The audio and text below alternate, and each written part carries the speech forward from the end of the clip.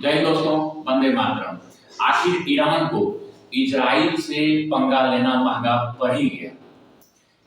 बहुत विदेश का अमेरिका से लेके छोटे छोटे देश तक इन्हें समझा रहा था कि तुम इजराइल से पंगा मत लो, नाटो से पंगा मत लो, अमेरिका से पंगा मत लो। ये लोग राजनीति बस कुछ ना कुछ करते हुए तुम्हें बर्बाद कर ही देगा। और वो आज देखिए 19 मई कल ही देखिए ये एकदम सत्य साबित हुआ। रूस के बहकावे में आके, जैसे अमेरिका के बहकावे में आके यूक्रेन बर्बाद हो गया, उसी तरह रूस के बहकावे में आके ईरान बर्बाद हो गया। ईरान को कहा जा रहा था कि तुम मत इजराइल से भिड़ो, तुम छोटे देशों से भिड़ो, अफगानिस्तान से भिड़ो, पाकिस्तान में तुमने मिसाइल मारा था, कोई बात नहीं, उससे लड़ाई करो, लेकिन एक बड़े देश से मत करो। लेकिन नहीं, वही हुआ ना। इब्राहिम रईसी जो कि ईरान के राष्ट्रपति थे, उनकी प्लेन क्रैश में दुखद घटना में मृत्यु हो गया।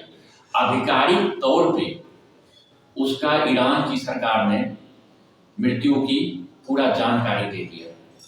इसमें कहा जा रहा है कि जो इजराइल का जो एजेंसी है, खुफिया एजेंसी मोसाद, उसके उन्होंने इनको मरवाया है, प्लेन क्रैश करवाया है। मोसाद के बारे में आप लोग तो जानते ही होंगे कि एक बहुत बड़ा इंटेलिजेंस एजेंसी है। वर्ल्ड में सबसे ज्यादा अगर शातिर माना जाता है तो इसी एजेंसी को माना जाता है।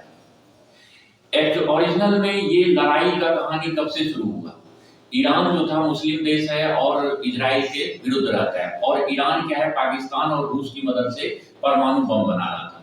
एक साल पहले, याद कीजिए, एक साल पहले सुलेमानी नाम का एक इनका वैज्ञानिक था जो कहीं जा रहा था कानवई में, और वो कहा जाता था कि सुलेमानी ही जो मैन है जो कि परमाणु बम का बनाने में पूरा का पूरा हाथ है इनका।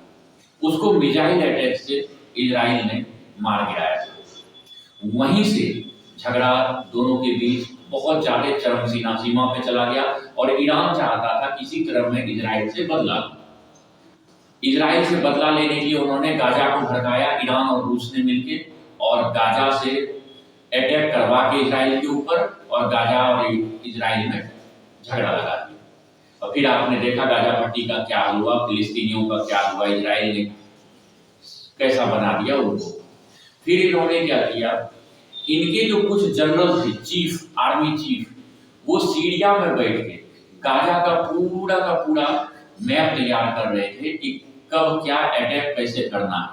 इन्हीं के द्वारा टोटल चीज कराया जा रहा था इजराइल में। बस इजराइल का मोसाद ने इसका इनपुट दिया इजराइल सेना को, और इजराइल की सेना ने बम बरसा करके इनको मार गिराया।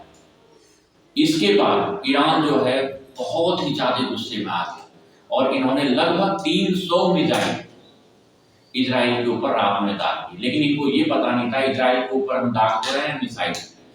उनके पास एक आयरन डोम है जो कि लगभग 99.9% मिसाइल को ऊपर ही मार के गिरा दिया।